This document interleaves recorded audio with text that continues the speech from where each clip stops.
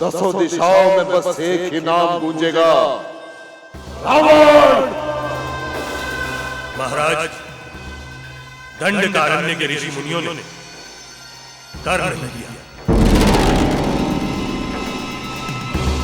उन ऋषि मुनियों में इतनी हिम्मत कि हमें कर देने से मना करें। दंडकारण्य के धूर्त ऋषि दंड के पात्र हैं।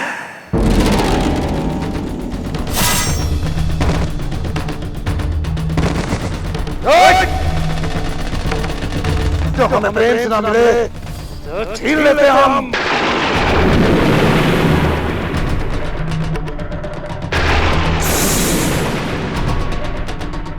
जाते जाते हमारी भी बात सुनती जा। तेरा कोई भी श्राप हमें छू नहीं सकता।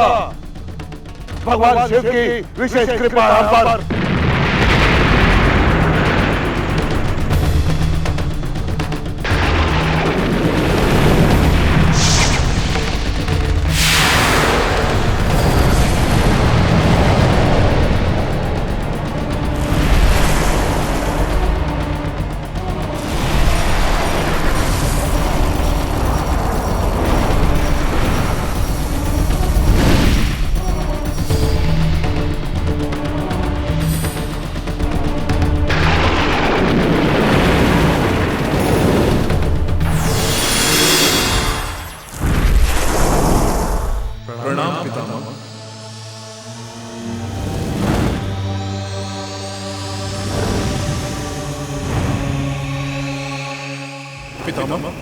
हमें इसे रोकना होगा।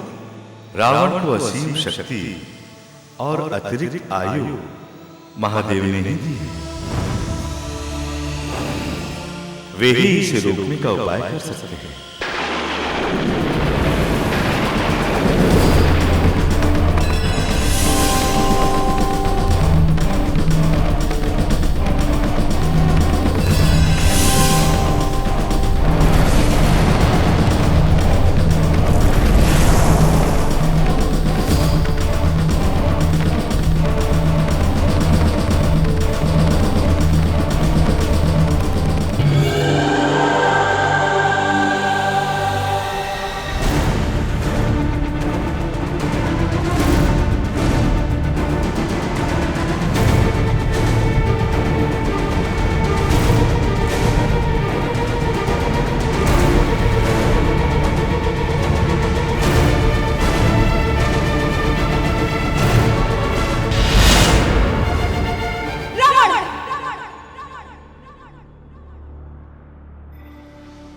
देवी, शांत हो जाइए। शांति धारण कीजिए देवी। स्वामी, रावण अत्याचार और व्यभिचार की समस्त सीमाएं लांघ चुका है।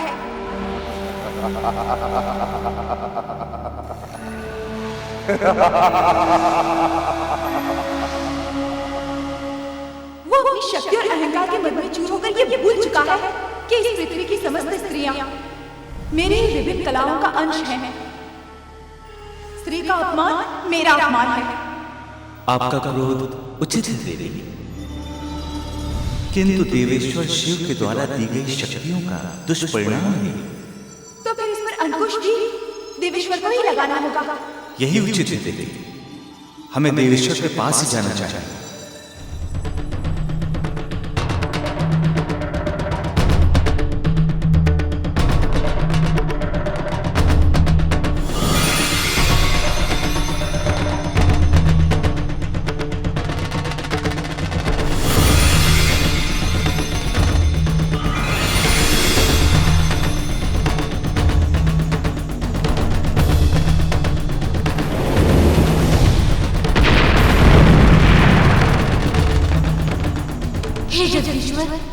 अब आप ही इन्हें रोकिए।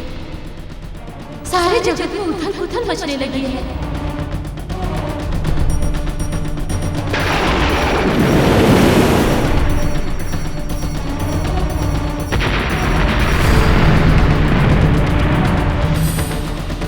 हे देवेश्वर, अपना क्रोध शांत कीजिए प्रभु। हे महादेव, अभी प्रलय का समय नहीं आया है। तांडव के प्रलयंकारी होने से पहले शांत हो महेश्वर, शांत हो।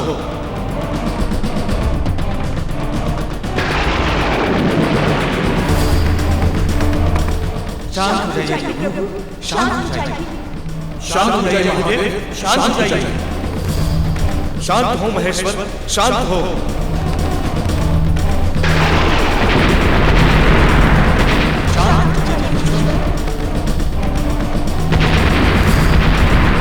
शांत हो जाइए महादेव, शांत हो जाइए महेश्वर।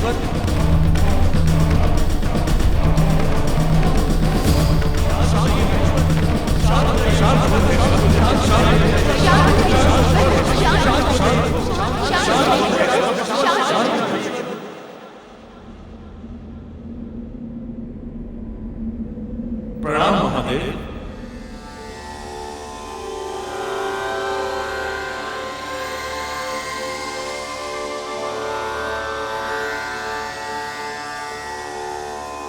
हे देव, हे देवियों, आप जिस व्यथा को लेकर यहाँ उपस्थित हुए उसी पीड़ा से हम भी बहुत दुखी हैं। श्री देवी, रावण ने अपने 10 शीश काटकर हमारे 10 रुद्र को प्रसन्न किया है।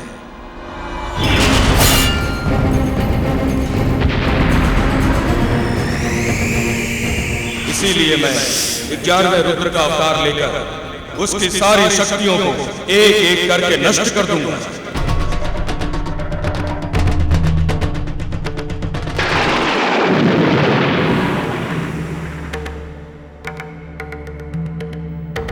ब्रह्मदेव ने रावण को नर और वानर छोड़कर अन्य सबसे न मरने का वरदान दिया। इसीलिए हमें नर और वानर की योनि में ही जन्म लेना होगा।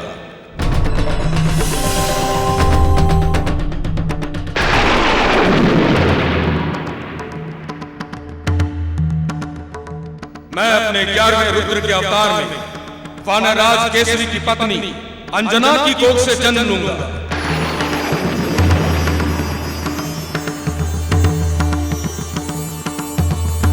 सब मुझे मारुति, हनुमान और बजरंग बली के नाम से जानेंगे।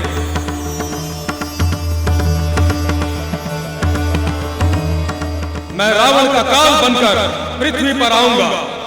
रावण का काल बनकर।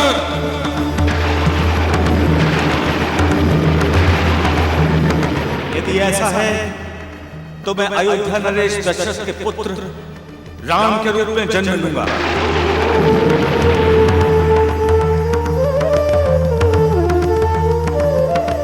और रावण को मृत्यु के मुख में पहुंचाऊंगा।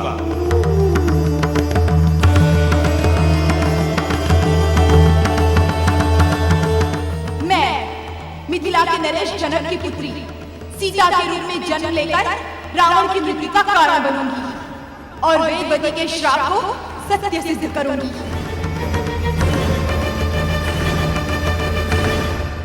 पवन देव, आपको तो हमारे कार्य में बहुत बड़ा योगदान देना है। अंजन वन में आप कुल देवता के रूप में पूजनीय हैं। अतः आप मेरे जन्म लेने के लिए अनुकूल वातावरण बनाएं। वानर राज केसरी और देवी अंजना आपके उपासक हैं। इसीलिए आपने देवी अंजना को पुत्र प्राप्ति के लिए दिशा निर्देश करें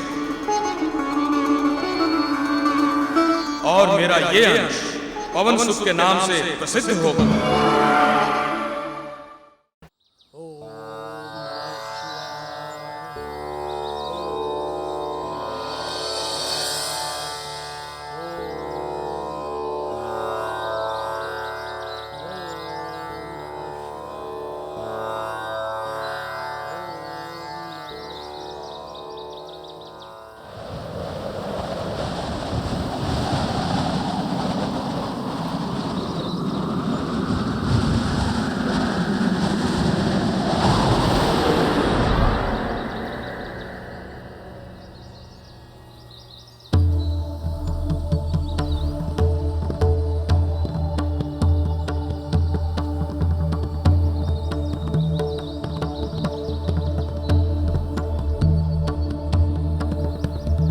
ऋषि मतंग को मेरा प्रणाम। प्रणाम। पवन देव, आप यहाँ? हाँ ऋषिवर, मैं एक विशेष कार्य हेतु यहां आया हूं। कहिए। ऋषिवर, लंका नरेश रावण के अत्याचार बहुत बढ़ गए हैं।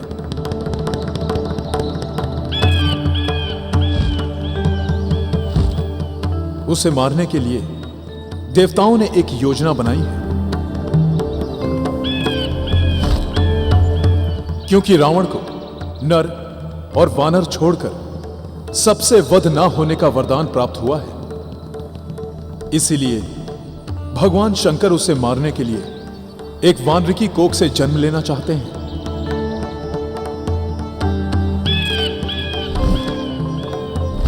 ऋषिवर, कुछ समय पश्चात वानर राज केसरी अपनी पत्नी अंजना के साथ पुत्र प्राप्ति की कामना लेकर आपके पास आएंगे।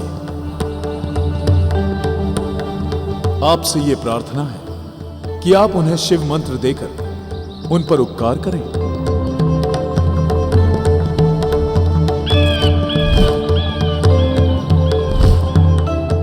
इस महान कार्य में योगदान देकर मैं भी धन्य हो जाऊंगा। देवी अंजना की मनोकामना अवश्य पूरी होगी।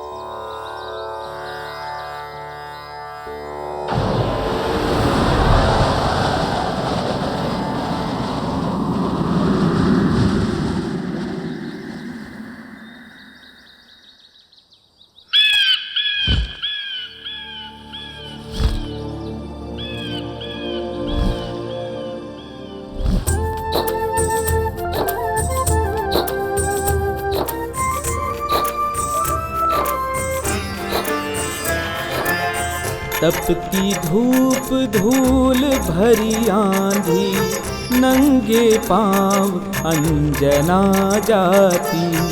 गदा लिए केसरी संग चलते, पग पग उसकी रक्षा करते।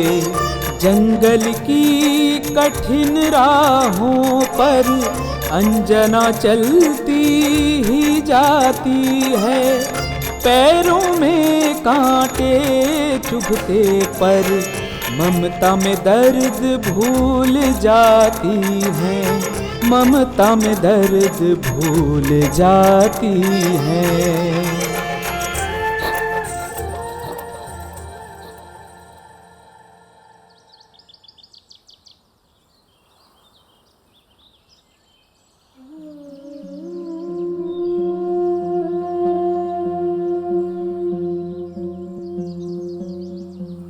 न जाने किस साधु के कहने पर यह सब कुछ कर रही हो तुम।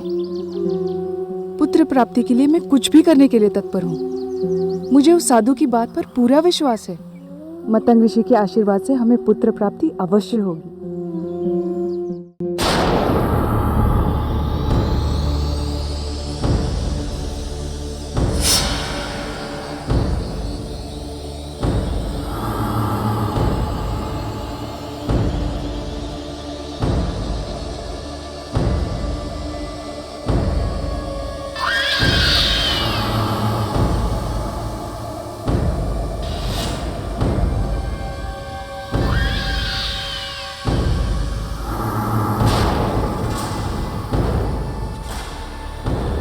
रक्तकुंड,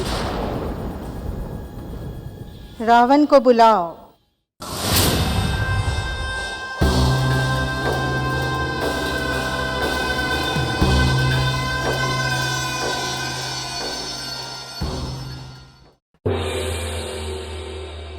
आपने हमें बुलाया?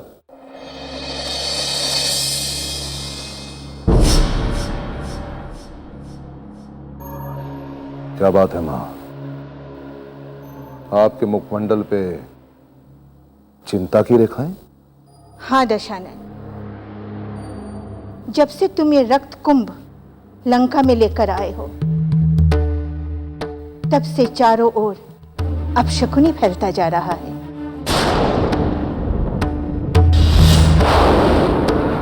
कुत्तों और सियारों की रोने की आवाजें सुनाई देती है।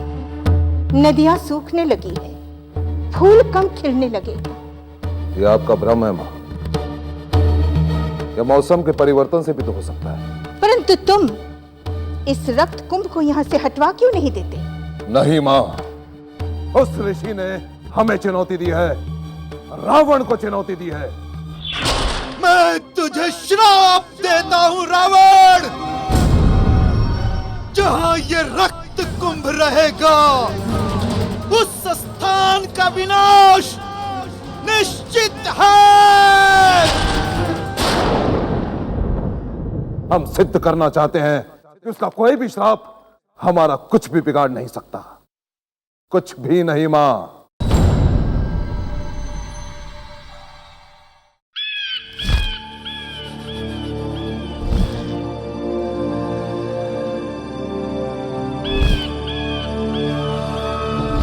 हमारे कोषागार में पक्षी?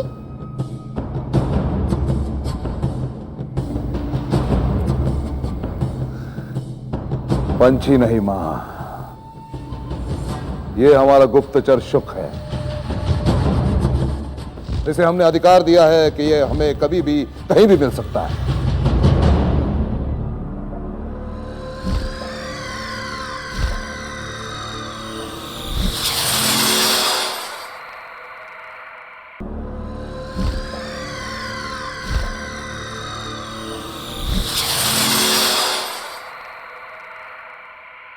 महाबली की जय। क्या समाचार लाए हो शुक? महाराज, देवता आपके विरुद्ध षड्यंत्र रच रहे हैं, जिसके अनुसार वानर राज केसरी और अंजना का पुत्र आपके लिए काल समान सिद्ध होगा, जिसके अनुसार वानर राज केसरी और अंजना का पुत्र आपके लिए काल समान सिद्ध होगा। परंतु केसरी को तो कोई पुत्र है ही नहीं। मैं होने वाले पुत्र की बात कर रहा हूं राजमाता।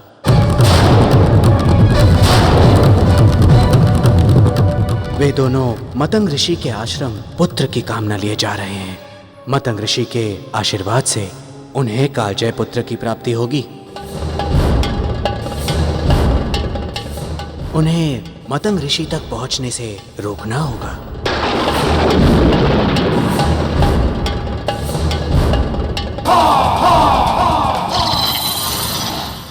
वे मतंग ऋषि तक पहुंच नहीं पाएंगे, कदापि नहीं। शुक, तुम महारानी मंडोदरी के भाई मायावी को वहां भेजो और उससे कहो कि वो अंजना और केसरी को रास्ते में ही समाप्त कर दे समाप्त। जो आज्ञा महाबली।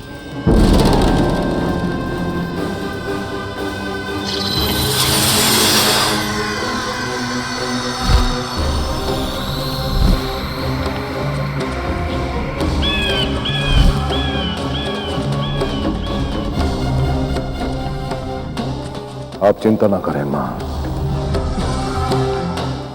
रावण है हम, रावण जिसके नाम से धरा भी थर थर थर्राती है, तो उसका एक तुच्छ वानर काल कैसे बन सकता है? असंभव।